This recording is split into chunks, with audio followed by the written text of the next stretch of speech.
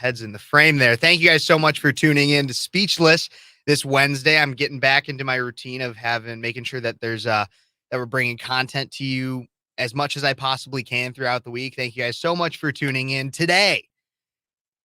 Miller Lite had an ad that recently resurfaced that many are calling a woke response, similar to what happened with Bud Light.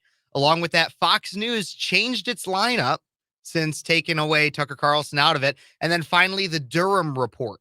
The Durham Report was actually released this last week, and we learned a lot about what we already knew. But I'm going to get into all that and more. Everybody, you're watching Speechless, and I'm Kev Phares.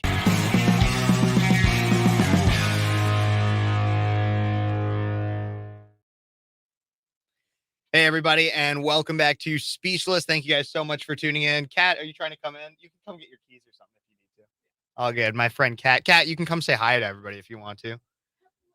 On this, you got to come on this side. I don't have the other cameras on. But yeah, you can come say hi. I'm just live. So everybody, this is Kat. You can go check her out, Kat Peterson, Petersen on YouTube.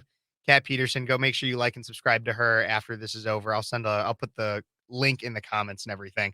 But thank you guys so much for tuning in. Anything you want to say to everybody out there? I'm pretty sure that Kevin's going to be talking about the Durham Report. And I hope you played the clip of Rush Limbaugh. I will if be not, playing that. That's a good one. I will be playing that. Okay. Absolutely. Thanks, awesome. guys. And be sure to tune in to Speechless on Cities 92.9. It airs live on the radio Sunday from 3 to 5. Absolutely. Okay. Let's get back to everything, guys. We're going to start off with this Miller Lite ad, okay? So Miller Lite has come under fire. This is out of Fox News. Miller Lite's feminist ad for March goes viral amid the Bud Light backlash. These companies are broken, some say. Miller Lite's pro-woman ad for March went viral this last Monday as conservatives blasted the video as woke, many drawing parallels to Bud Light's current marketing controversy.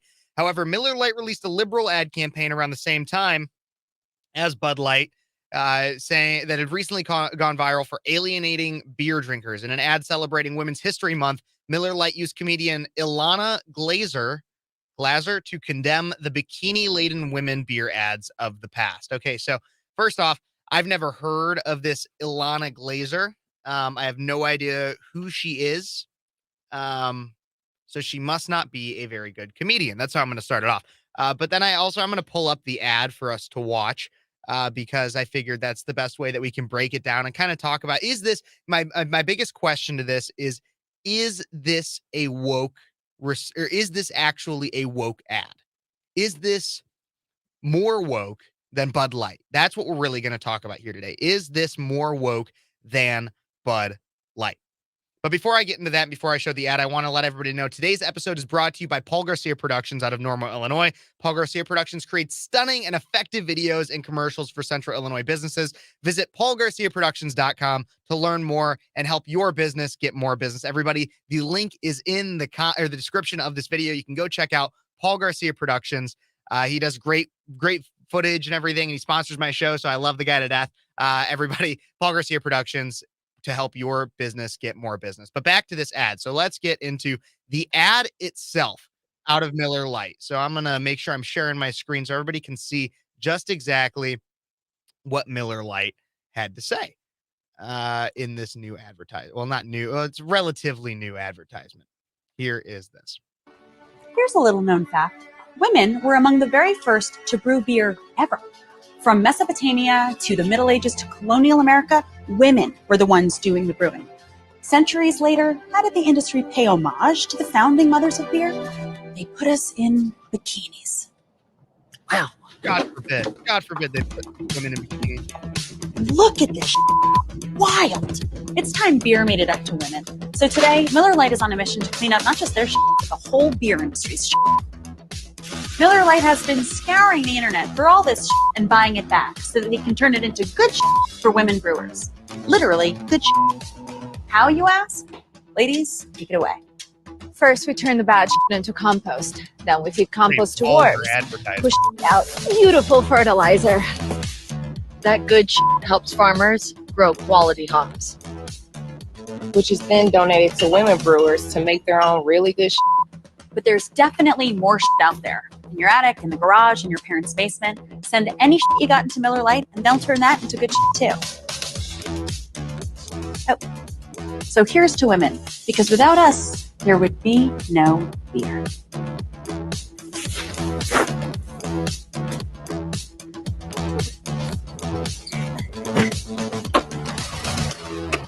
Okay, so this is the advertisement that has a lot of conservatives up in arms. I'll be frank. It said that she's a comedian. I did not find that particularly funny at all. I'm not like mad about it. I'm not really that mad about it. That's the other thing. I'm really not that mad about it. And so I did a little bit. So it starts off by saying that women are responsible for beer being a thing, right? That's kind of how it starts off. So I actually did a little bit of research into this. I went to Women's History. I found the National Women's History Museum. They have a website on this. I'll show my screen. So if you guys want to look this up later, you can. So you can take a look right here. So Women and Beer, a Forgotten Pairing. This is from womenshistory.org. So I looked into this a little bit and I read through this, and actually the ad does have a little bit of a point. According to this kind of article from the womenshistory.org, women's involvement in brewing beer has been documented back to 4,000 years ago in Mesopotamia, as mentioned in the ad, and possibly earlier. Ancient Sumerians even had a goddess of beer, Ninkasi. Historically, women were involved in brewing since it was seen as another domestic task. So there we go. So here's what wasn't mentioned in the commercial, is that the reason why women were so involved in brewing in the past, they were actually called brewsters. It used to be a feminized term. Brewsters used to mean a female brewer, as brewer meant a male brewer. Now brewsters is kind of just used for almost anybody. But the point being here is that brewing originally was actually a part of homemaking. That's really what it kind of was, is the traditional, very traditional, and if anything, kind of conservative understanding that women tend to be better homemakers than men. While men were out hunting, working, making things like that, or out of the house doing things, women were back at home, making the home and brewing beer. That's where it actually originates from. But this feminist advertisement won't actually tell you that that's where it originates from. It originates from homemaking. That's why women historically had to do with making beer. Let's continue a little bit, though. Miller Lite responded. First off, conservatives started having a lot of backlash, saying that this is just another example of the Dylan Mulvaney thing, and that that this is woke, this is feminist, this is bad, everything like that. And the Miller Lite responded to the backlash. A company spokesperson said that, quote, "This video was about two things: worm poop and saying women shouldn't be forced to mud wrestle in order to sell beer. Neither of these things should be remotely controversial, and we hope beer drinkers can appreciate the humor and ridiculousness of this video from back in March." So this was back from Women's History Month. And I'll be honest, when I watched the video, here's my take on it. One, I think conservatives are a lot of conservative commentators and people out there are a little too angry about this video. I really didn't think it was that bad. Is it a little woke in some areas? Does it negate parts of the history that it tries to reference? Sure. Maybe I've just been desensitized due to the Mulvaney debacle. But first, Miller didn't parade around a man cosplaying as a woman as a spokesperson. Everyone in that ad, including the comedian, that looked like a woman seemed to be a biological woman. They didn't try to push any hidden agenda that you could pretend to be another gender in their beer advertising. If anything, this advertisement actually perpetuates a generally good idea that we should see women as more than just their bodies. And now, I don't mind a woman in bikini. I highly prefer it to men in bikinis. But it's a lot more. I mean, women can be seen as more than just their bodies. There is kind of a regular trope in advertising, and it's not just beer advertising, that you tend to have scantily clad women doing things that would appeal to men. There's one I know, I think it's a McDonald's or a Burger King ad where it's a woman. She's like laying on the beach in a bikini. She's glistening, oiled, tan, everything, having a cheeseburger right there. She's got it right there so that she can be ready to eat it. It's the whole idea of sex appeal. Sex sells. And so, okay, be mad at advertising companies for doing that. Try to include women more. I get that. Miller Lite, I'm not too angry about that. Is it, do I necessarily agree and like love this ad? Would this be an ad that I would make? No, not personally, but I can understand where they're coming from. The other thing that I wanted to be clear about, though, too, is that this ad doesn't really take into account the issue of the hypocritical sides of modern day feminism. And what I mean by this is the idea that there's two sides of it.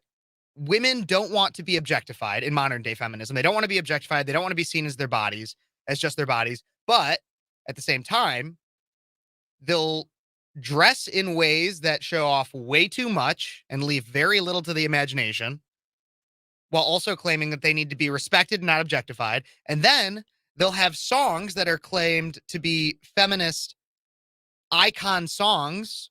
And I'm talking about WAP by Cardi B, in which in it literally says, I don't cook, I don't clean, but let me tell you how I got this ring, and references the female genitalia, saying that women don't want to be objectified in modern day feminism. However, they do want you to know that the only thing they're good for is their genitalia.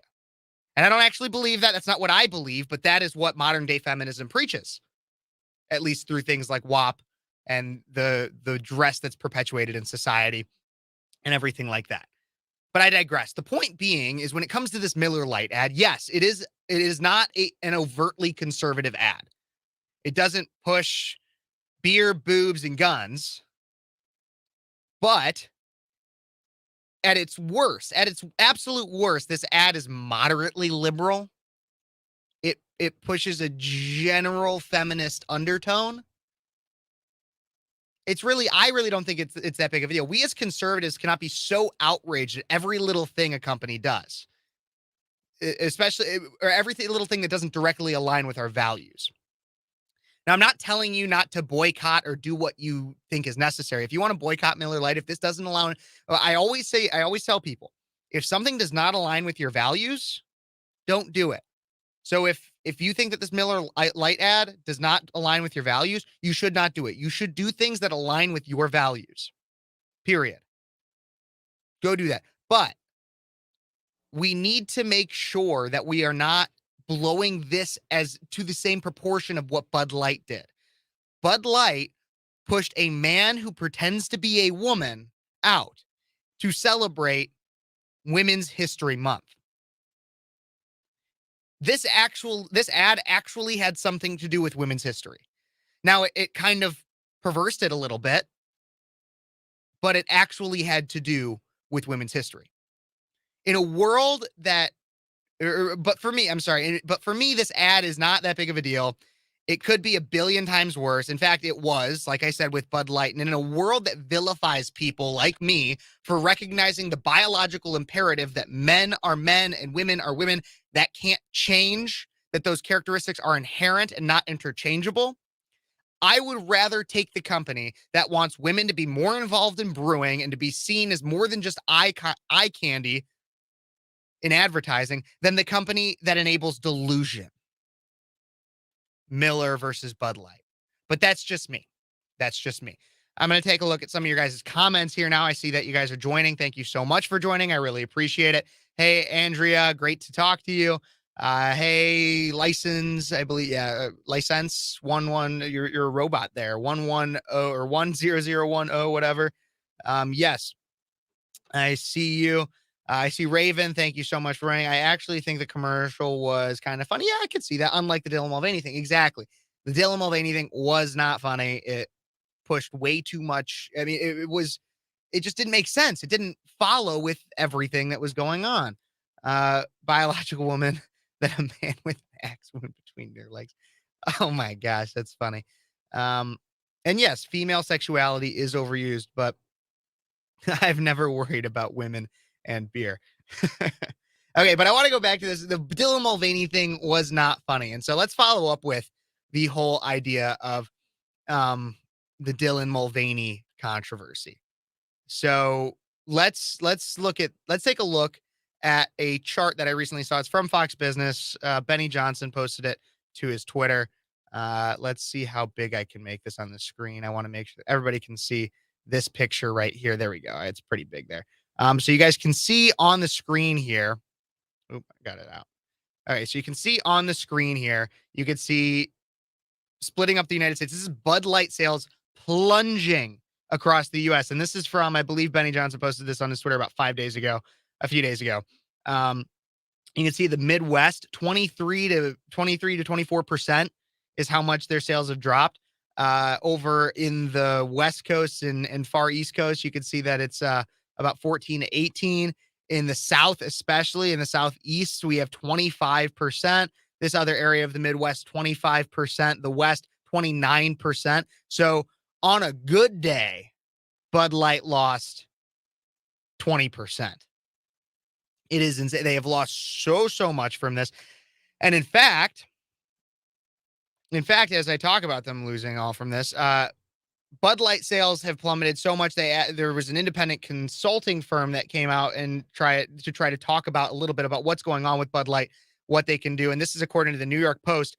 In an article from the New York Post, Bud Light suffered its 5th straight week of worsening sales drop since the Dylan Mulvaney controversy began, stoking doubts about whether the mega brand can recover as a crucial summer beer drinking season begins. I don't know about you guys, but as the weather starts to heat up, I'm in central Illinois. It started getting warmer out there, and I am out here, and I've begun drinking some beer on my evenings to try to cool off from some of that heat. But according to this, nationwide retail sales of Bud Light have dropped 23.6% versus a year ago during the week ended the end of week of May 6th, slightly worse than 23.3% decline for the week ended of April 29th, according to data from Bump Williams Consulting and Nielsen IQ data. Sales of other Anheuser-Busch brands also continued to drop, albeit at a slower rate than the week before. This includes Budweiser, which is down almost 10%, was almost 12% a week earlier. Michelob Ultra down about 3% versus 4.5%. Natural Light down 2.5% versus 5% the previous week. So the drops are starting to slow, but the thing is it's still dropping. While it was 5% 2 weeks ago for Natty Light, it's now 2.5%, accumulating in about 7.5% total. So there's a rival, but while all of these are dropping, rival beer companies are picking up the market share that Anheuser-Busch is shedding. Sales of Pabst Blue Ribbon, which is actually the beer I've been drinking for a long time at the bar, Pabst Blue Ribbon were up 21.6% in the week ending of May 6th, slightly more than 18.9% spike in the previous week. Miller High Life has gained about 10% in sales. That might go down now a little bit because of this whole advertising fiasco.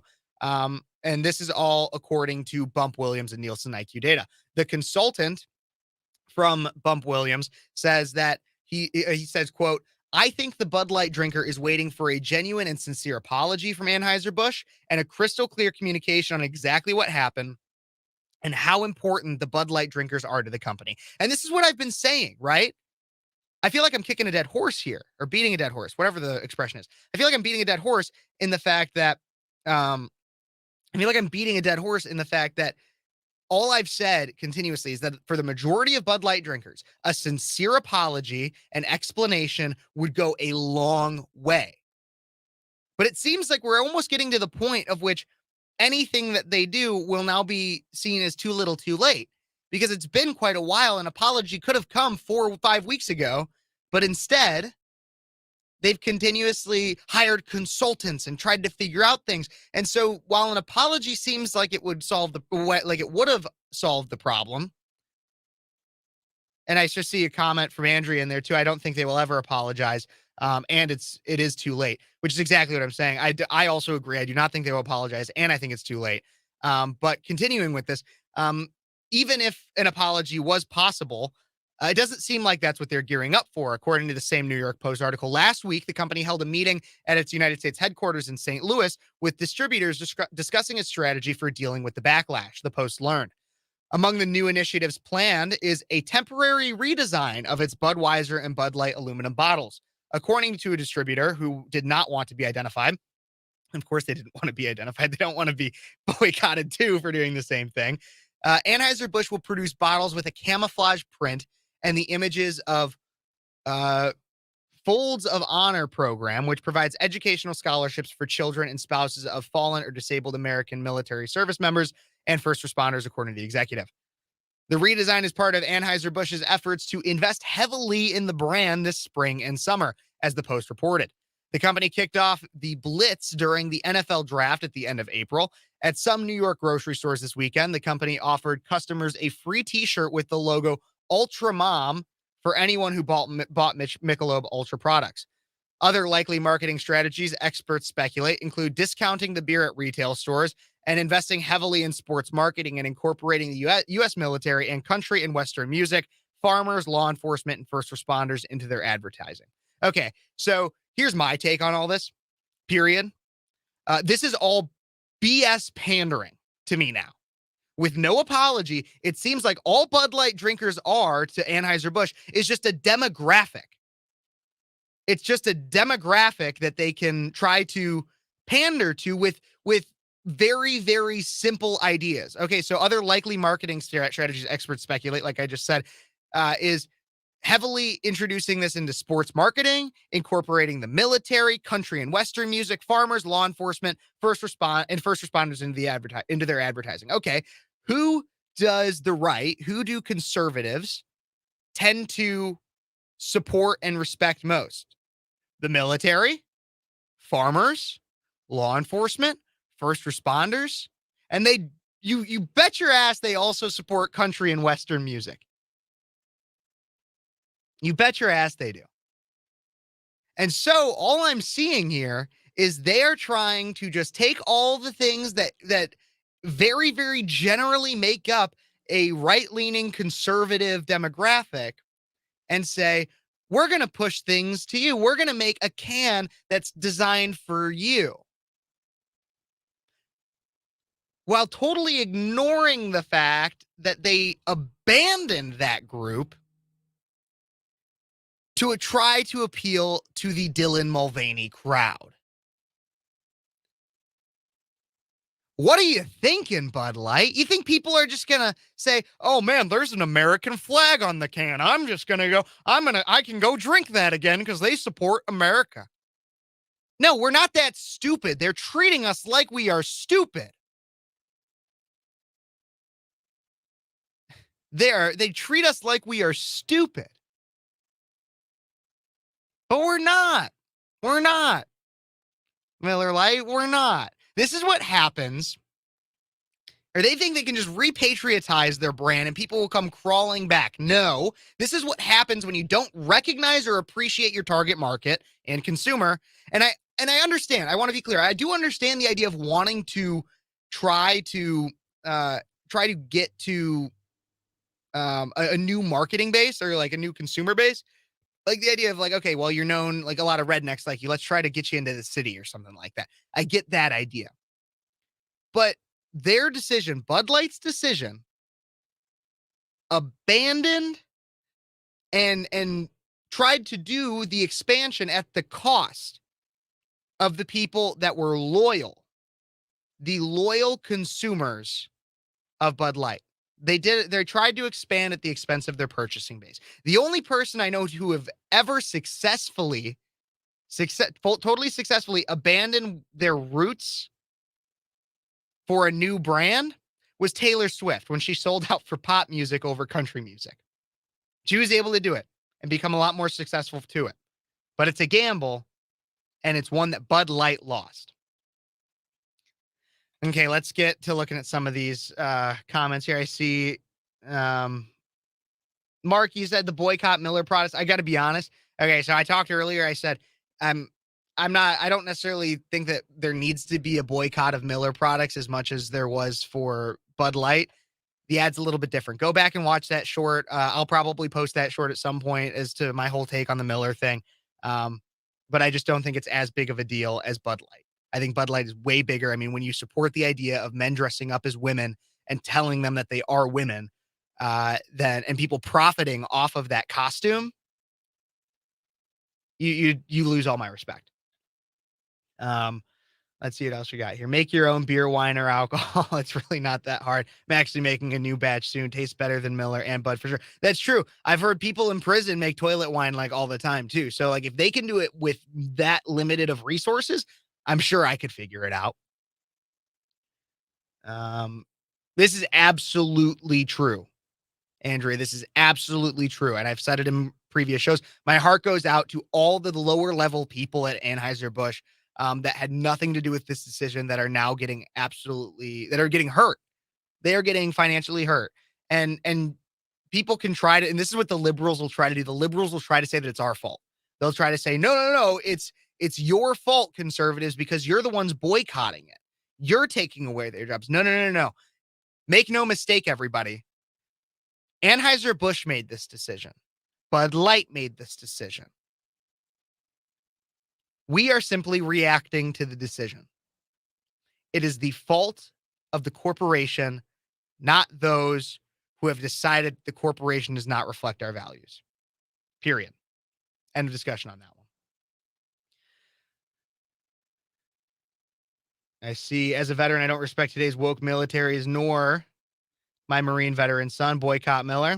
Totally good. And see, but I want to know, Mark, and maybe you could say this in the comment. I have other things I want to get to, but I'll address this at some point. If you can respond to my question here, as it pertains to military, I don't understand how Miller disrespected veterans in terms of their ad. The ad that I played earlier had to do with feminism, kind of, and women. I don't know how it has to do with being military. I respect military service. I love it. I appreciate it. But I don't know how what Miller had to do with that. But please let me know. If I'm ever in SoCal, you'll give me a bottle. Okay, I would love to try it. But getting me to California would be a stretch. But I will let you know, and I appreciate the offer. But as I mentioned in the last one, the only time I had ever seen anybody successfully go away from their original brand, which was country music, and go to pop music was Taylor Swift. And so speaking of music, I did want to show you guys, I actually did an interview. For some reason, it was being shadow banned by YouTube a little bit, but I did an interview with a rock star. I consider him a rock star, from a band called Miller Holler earlier this month. And I posted it earlier this week onto my YouTube. And so I want to make sure you guys got a chance to see this. So I'm going to play just a little bit. He talks about Bud Light in the first few minutes. Let's watch a little bit of this, of my interview with him.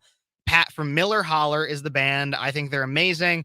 I recommend going to check them out. Like I said, I'm going to play just a little bit of this. The audio is not great. I've been working on better mics and everything. But let's take a look at this interview.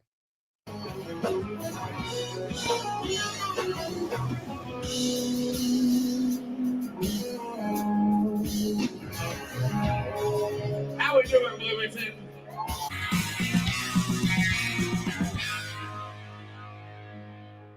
Hey, everybody, and welcome back to Speechless on Cities 92.9 and now on YouTube. Guys, I know I've talked a lot about my music passion in the past, but today I have a phenomenal opportunity to sit down with my good friend Pat from the band Miller Holler. Miller Holler is open for, I believe, Shania Twain and for Hatchet, a Molly Hatchet band as well. Hatchet, all kinds of guys. You guys have gone on for a lot. But everybody, before we get to everything about the politics of music, we're here at Six Strings in Bloomington Normal, Illinois, a phenomenal establishment that I'm here almost like every weekend.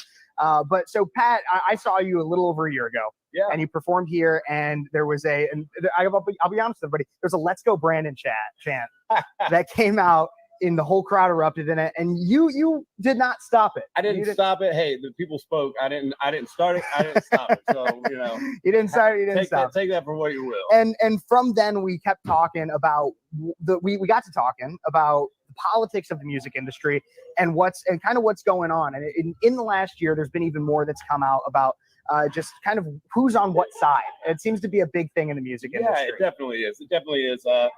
And I think, my drummer was talking about this. Alice Cooper had a take on this, and he said, maybe politicians or maybe musicians shouldn't be politicians.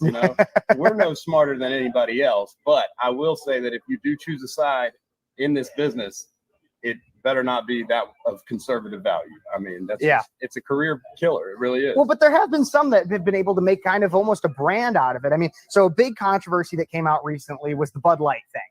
Yes. And so I want to talk a little bit about that one. There, I know I've talked about it on this show before. Everybody, how Kid Rock came out and he took his AK-47 or something and shot up all the Bud Light, and he said F Anheuser-Busch, F Bud Light.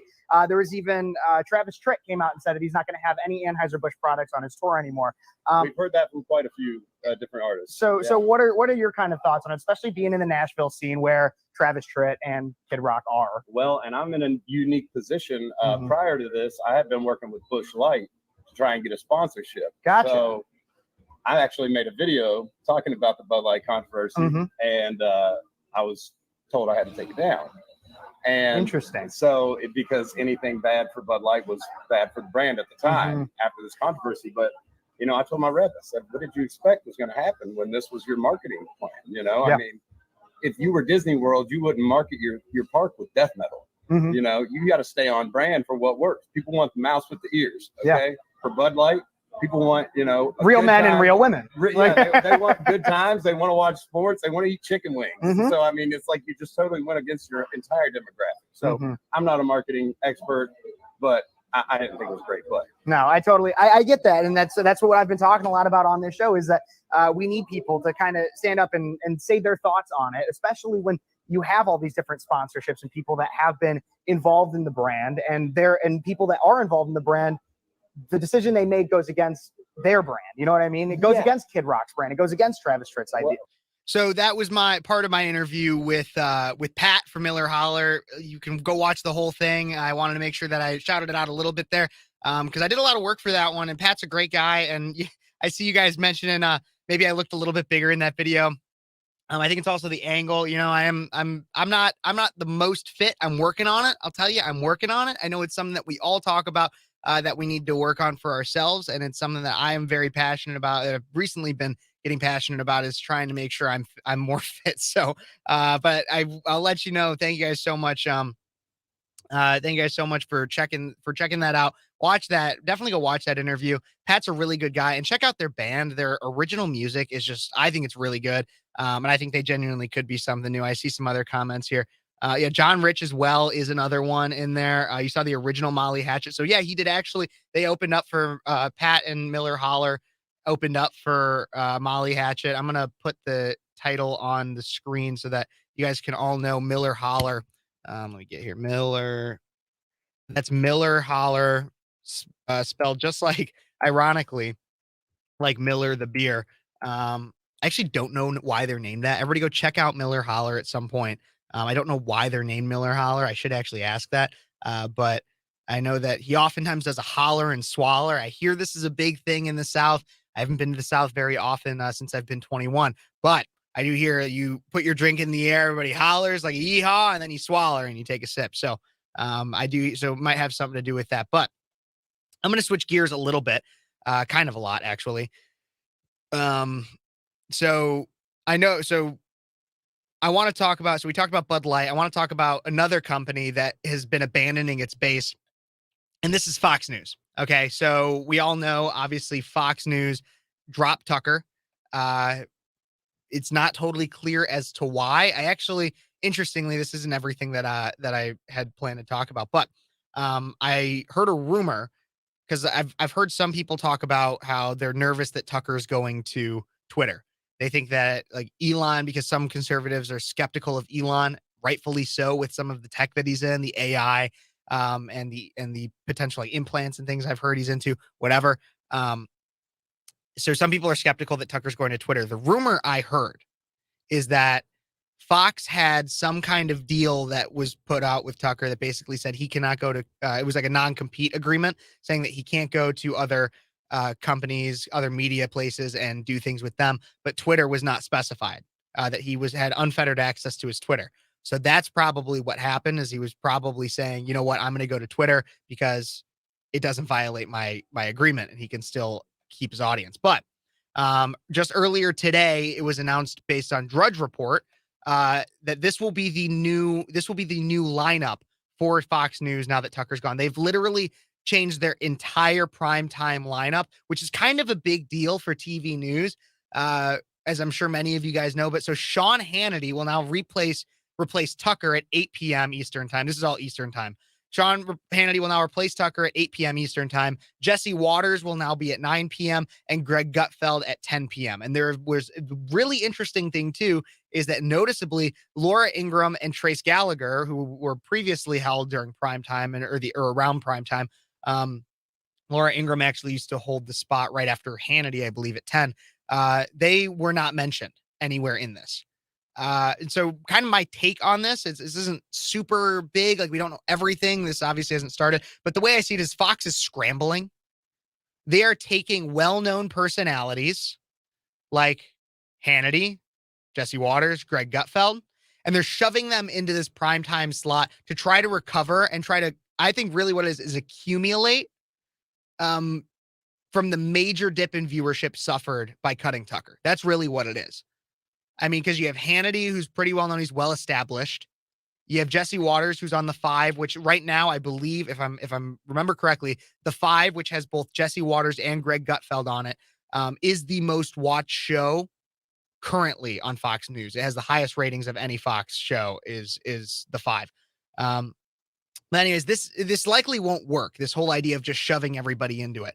Because Hannity is more establishment conservative. He's been in the game for a long time. He kind of adapted a little bit with Trump, but he was never really on the Trump train as it came to the idea of populism. It was more so in the fact that Trump had established himself in the country. He was establishment, not necessarily as much, not as much about the populist ideas that Tucker really adapted to. I think it can be funny. I have seen there's a video of Hannity with his Juul. I'll just find it right now. This was not something I had planned, but Hannity with his Juul, like his vape.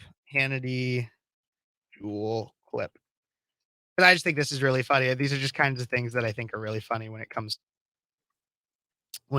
to let's find it right here. Okay. When it comes to Fox and when it comes to Hannity, let me play this video for you guys. Fox commentator Sean Hannity. Okay, so let's watch this. There he is. He's just hitting his Juul. Oh my God, I'm so sorry. I did not share my screen with you guys. I'll do it now. Here we go. Now our villain of the day. Here we go.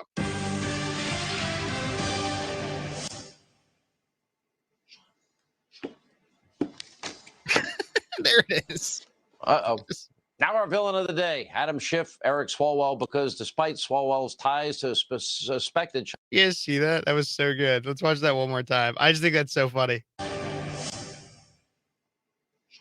He's blowing out the smoke. Oh, crap. Uh-oh. Now our villain of the day. Uh-oh. Yeah, no. So I think Hannity can be funny, but I never really watch his full show. I've never really watched his full show. I watch clips. Because there's sometimes where he'll get a good guest on or he'll have a good take on something. I think he could be a funny guy. He kind of reminds me of just like an uncle, like, where it's just like, okay, Uncle Sean, like, I appreciate what you have to say. But I think you're just like a little bit off all the time. That's kind of how I see Sean. So obviously Jesse Waters is now taking Sean's old place at 9 p.m. So I see that that Jesse Waters is taking 9 p.m. I got to be honest, Jesse Waters, when it comes to him, I've never really liked the guy. He's the host of Waters World, and he's always said things like, it's my world and you're living in it. I always thought he seemed like a super self-centered individual. Just my personal take. You can like him if you do. What I used to really like when it came to Jesse Waters was he used to do really good man on the street stuff with Bill O'Reilly. And I really liked him back then, back when he was like an intern before he got like any kind of fame. He did man on the street stuff with Bill O'Reilly. And I loved that. I thought that was great. And then finally, Greg Gutfeld is taking over at 10 p.m. I really like Greg Gutfeld. I think he's really funny. I think I don't really necessarily listen to him all the time for his opinions, but I just think he's witty. I think he's quick. And I think he's really good at comedy and not taking politics too seriously. I think he's really funny. I like Greg Gutfeld. He's one of the only things I still watch on Fox. I loved Tucker. I was always daily with Tucker, but Greg Gutfeld, I watch him occasionally on Fox. I do like Greg Gutfeld. But overall, like I said, Fox will not be able to Fox will not be able to recoup what they had with Tucker. I believe this will be a permanent blow to the network. Period. Tucker was, I mean, by far he blew everyone out of the water in ratings. They won't be able to recoup. Dave Wendt says that I'm the Jesse Waters of Blono. Like I said, not a big fan of Jesse Waters myself, but that's funny, and I love that. Thank you. And it's probably because of my man of the street stuff that is similar to Jesse Waters. And like I said, that's the best stuff Jesse Waters ever did. The best thing Jesse Waters ever did was his man on the street stuff. He was really good at that. When it came to his stuff on Bill O'Reilly. So that's that one. Let's get to some of these other ones. I see Faux Fox here. I understand that. I don't know. I still think that some of maybe take this for what you will. I still think that some of their general reporting is decent. I think Brett Baer is a good reporting host. I know I'm not saying I don't necessarily agree with him on everything, but I think in terms of getting news, like having something on in the background where I can hear, oh my God, breaking news or something. Like I think Brett Baer is actually pretty good. I like him. I always liked Harris Faulkner too. I don't know if you guys know who that is, but she's a earlier in the morning Fox personality. I liked her. Black woman that I thought she was pretty conservative. She was kind of sarcastic, and I liked that. I still think that Fox still has some good, decent personalities, but it's legacy media. I mean, like you got to take with what they say with a grain of salt.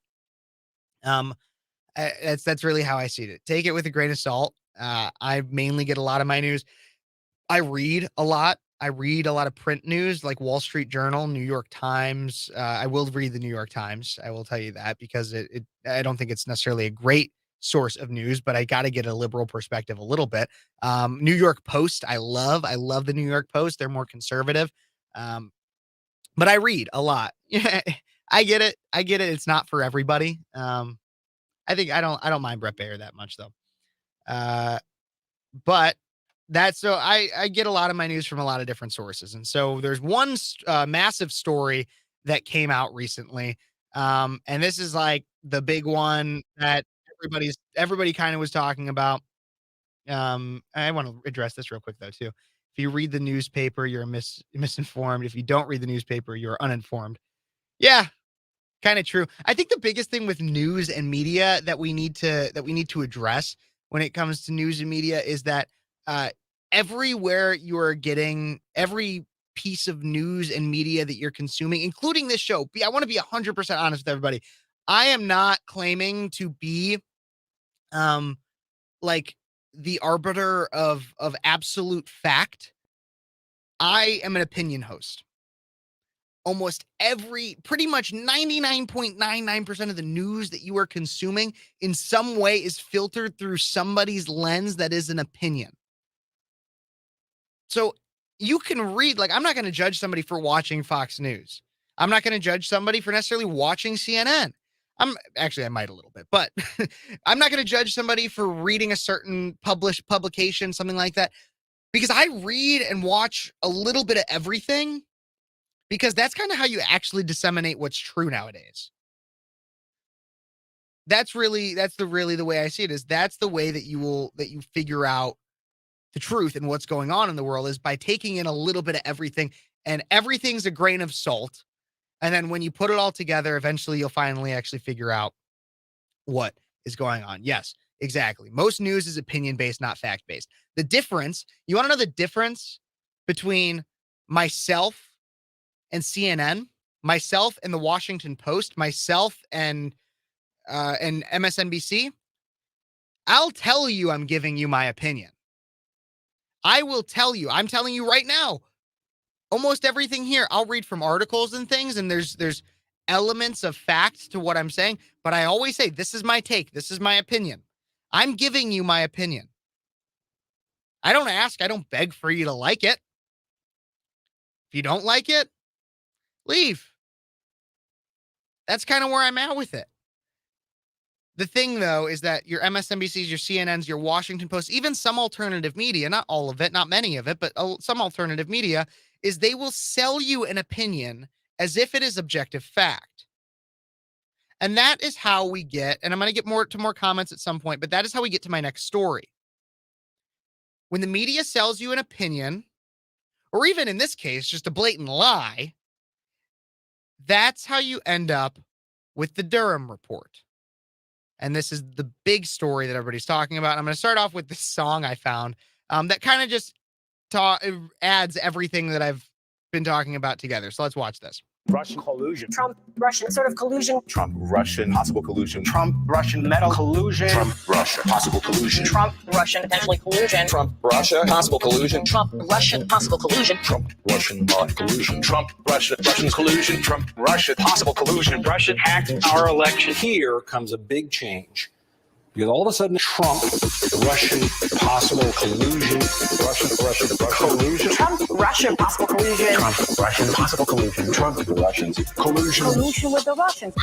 Trump, Russia, possible collusion. Trump, Russia, possible collusion. Prove collusion. Prove collusion. Was there collusion? Absolutely. Trump, Russia, possible collusion. Trump, Russia, possible collusion. Trump, Russia, possible collusion. Trump, Russia, possible collusion. Trump, Russia, possible collusion. Trump, Russia, possible collusion. Trump, Russia, potential collusion. Trump, Russia, potential collusion. And the Kremlin and be in collusion with Putin. And the Kremlin and be in collusion and Putin. And the Kremlin and be in collusion with Putin. And the Kremlin are very worried in collusion. This president in collusion with Putin. And the Kremlin and be in collusion. This president in collusion with Putin. And the Kremlin are very worried. I think you guys get it. Essentially, if you repeat something enough times, eventually people will believe it, right? If you repeat something enough, eventually people will believe it. Andrea in here sounds like a bunch of paid Muppets. Absolutely. And it's just people that were either lied to or completely or knew that they were wrong, but lying to the public. And that's really what we get to. And so I'm going to break down. So the Durham probe is about 300 something pages long. And I have a pretty simple way where I can tell you exactly what's in it. And I'm going to go through it a little bit more in depth too. I'm going to go through it a little bit more in depth, but I want to show you this video because this is well before the time of the Durham probe, and God bless his soul. This is Rush Limbaugh basically saying everything that we found out from the Durham probe. So here is that video. And while I've mentioned this before, this is not news. It really hit me this week how outrageous, again, this whole investigation is. Absolutely. How unjustified, how unwarranted, how totally misdirected it is. It is more than a hoax. It is something that is so destructive to what's going on in the country today. It is an out and out lie. Everything associated with this investigation, including this whole mess that the Russians meddled. The entire meddling, the entire collusion, every bit of working with Russians to affect the outcome of the election in 2016 took place between the Democrat Party, the Democrat National Committee, the Hillary Clinton campaign, and her paid employees. Yep. Including Fusion GPS and a bunch of corrupt people at the FBI. Donald Trump and his family didn't collude with Russia at all. In fact, the Trump Tower meeting, I wouldn't be surprised if when all of this comes out that thing was a whole Democrat Party setup. That the whole thing was a setup, like planting the spies in the Trump campaign was a setup. Not to find Russian spying or Russian meddling, but to create some. That's exactly what happened too. That is what we learned from the Durham probe. And I'm going to show you exactly what I mean. Like I said, I read through the entirety of the Durham probe. Well, I'll be honest. I skimmed through it because it's 300 something pages long and it's super flippin' boring. And Rush Limbaugh, God rest his soul, is, except for like a few tiny minute details, is for the most part right. He predicted the future. The Mueller report as it came out a few years ago proved some of what he said. And then this Durham report affirms and builds upon what we already knew. that corruption from three-letter agency operatives like James Comey, Peter Stork, I don't know exactly how to say his name, but Strzok. So Strzok, I don't know. Peter Strzok, Andrew McCabe, and Kevin Kleinsmith lied to the American people and showed blatant investigative political bias against President Trump and Republicans. They did. That is what the Durham probe proved. The FBI is liable for lying to the American public. But you want to know who really lied and knowingly lied? Hillary Clinton, Barack Obama, and the Democratic National Convention Committee.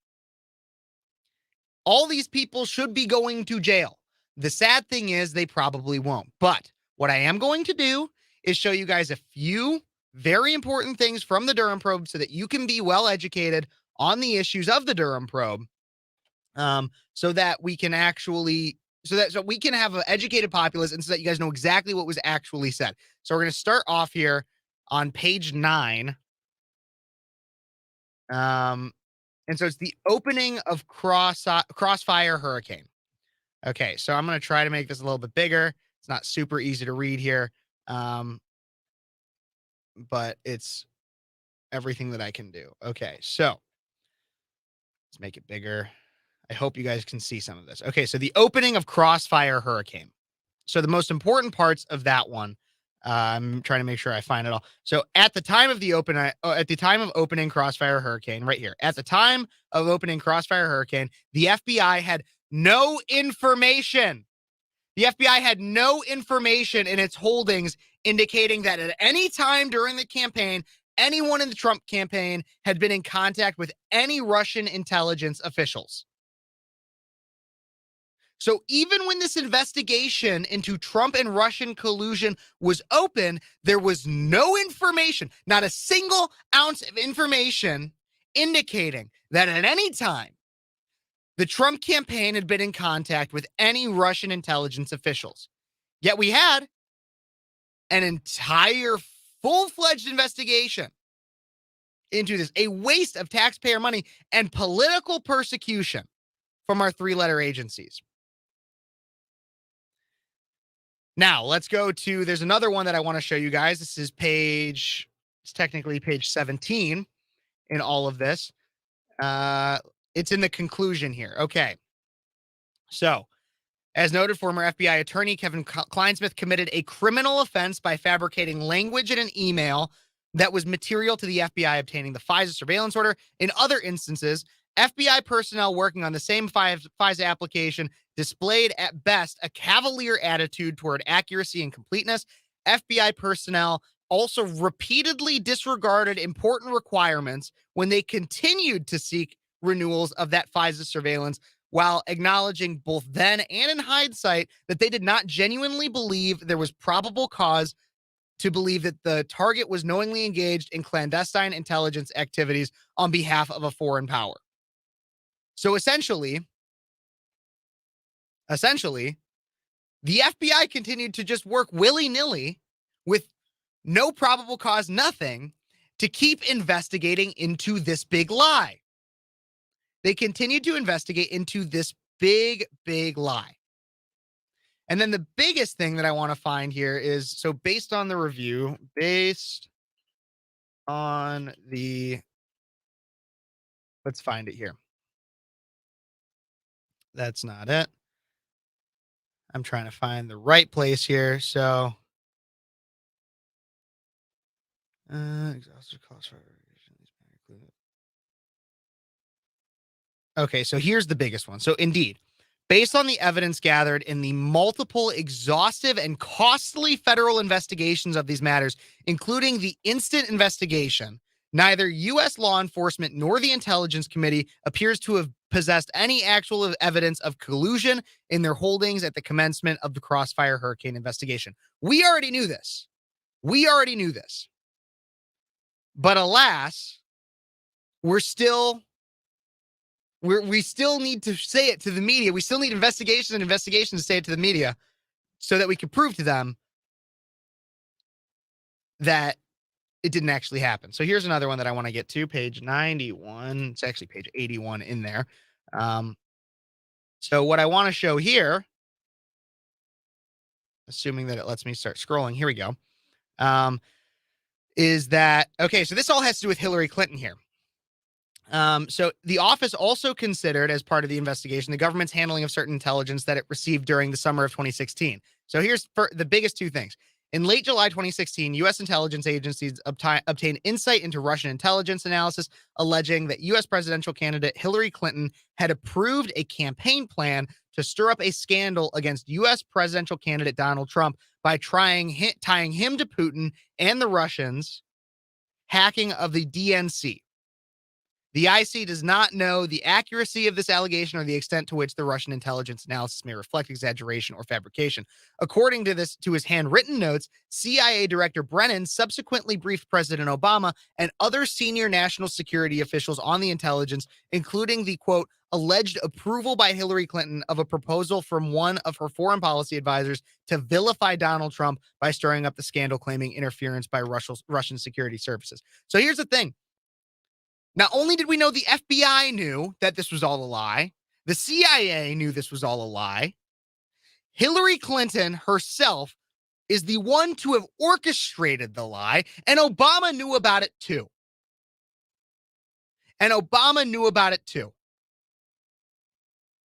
It's absolutely insane. And then, as we heard Rush Limbaugh talk about, Fusion GPS was also involved. And so if we go to page 98 of this, we're going to find it here. As it relates to the Carter Page, who is also a flippin' liar to the American public.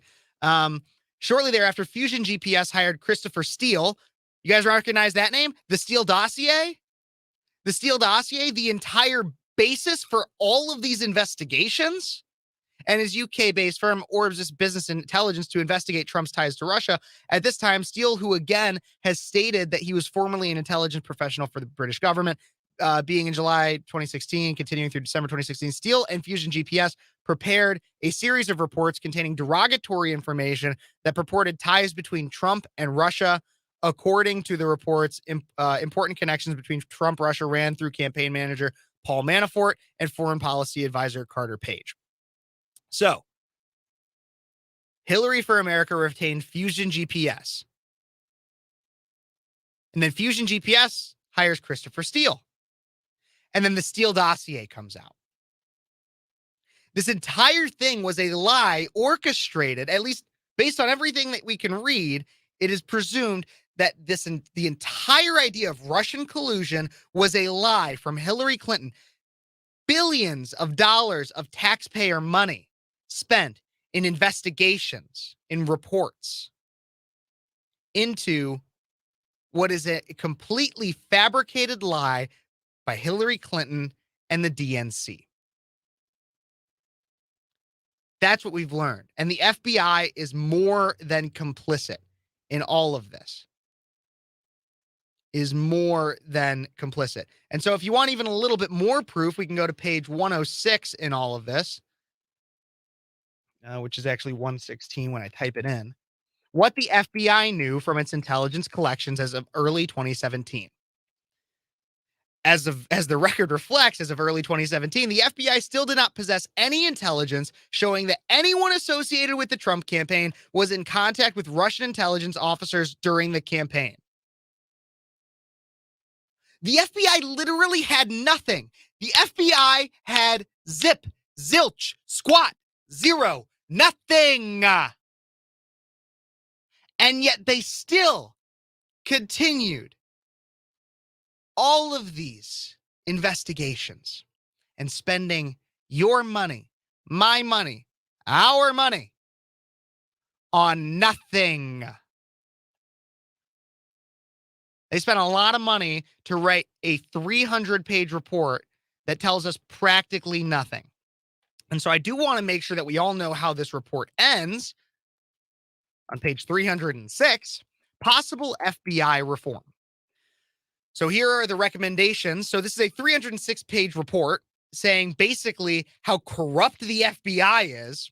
And then we get half a page that recommends reform.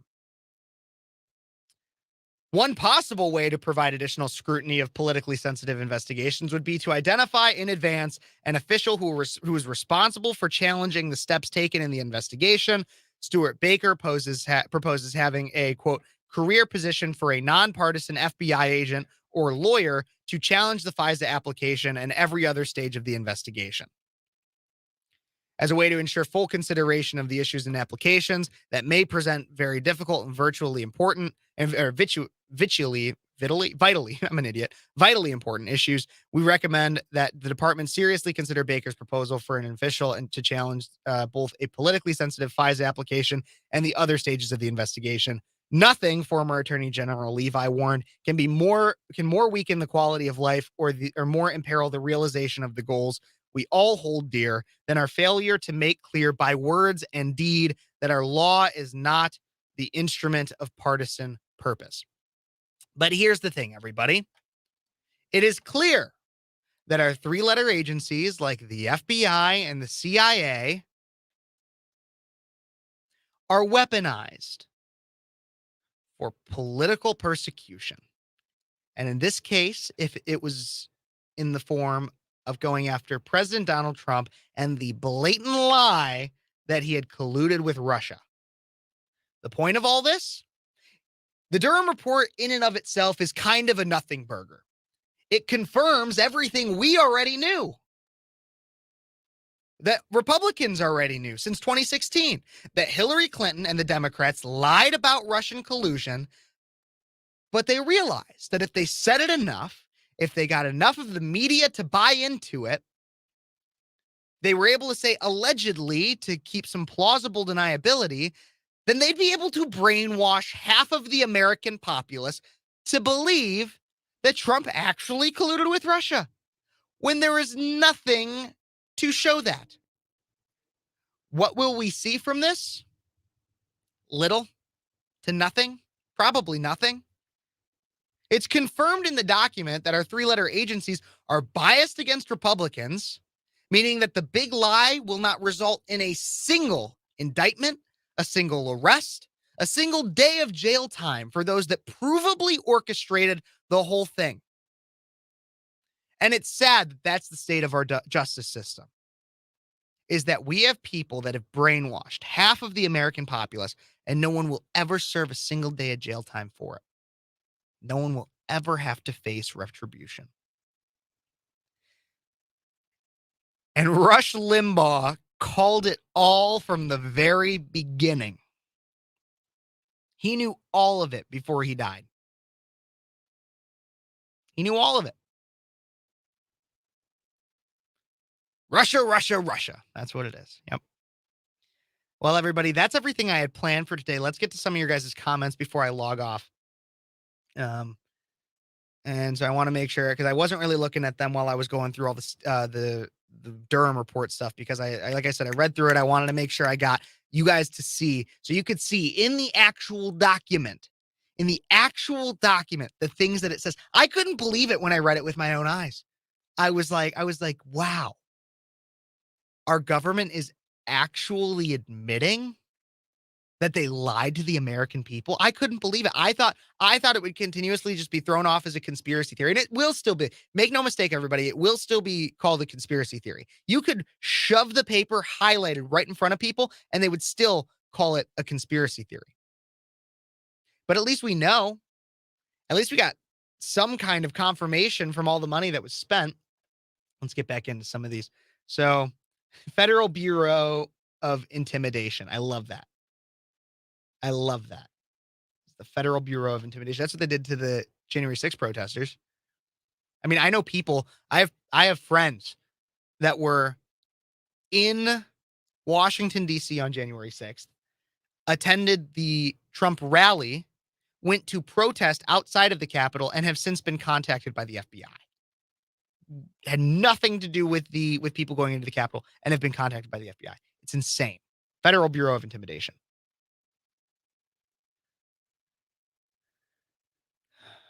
Let's see. This is Donald Trump with secret documents. Oh my God, Trump has secret documents. He's a criminal. Arrest him. Joe Biden with secret documents. What? Secret documents? I don't know what you're talking about. What Corvette? They're just in my garage. Buy the Corvette. Who cares? No, it's liberal privilege, everybody. It is liberal privilege. It is liberal privilege. They can claim there's white privilege all they want or wealth privilege. No, there is liberal privilege. And it's that a conservative will go to jail for the same things that a liberal does. 50 intelligence committee members lied about Hunter's. Absolutely. They lied. A lot of people lied about Hunter's laptop. And you're welcome, David. Thank you so much for appreciating it. I know not everybody, that's why I wanted to show you just those few pages, because I know nobody wants to actually go through and read all 306 of them. But those were the most important quotes that I could come up with from it, because there's still so much more too. There's so much. There's just lies and lies and lies that are exposed in that document. Okay, everybody. Well, my voice is starting to get a little hoarse here, and I got other work to get done. But thank you guys so much for tuning in. Until next time, I really appreciate it. Thank you, Andrea. Thank you guys for tuning in. Don't forget to like, subscribe, and share. I really appreciate that. Like, subscribe, and share. And if you guys ever want to, and don't feel obligated, but if you ever want to help in a financial way, check out at the bottom my Cash App, my Venmo, so I can get some different equipment to be able to take this on the road. I won't always have to be in the studio. If I can get some different equipment, I can do this from my home too, do more live shows per week. That's the plan. That's what I'd like to be doing. Everybody, until next time, thank you so much. This has been Speechless, and I'm your host, Kev Phares. Talk to you guys later.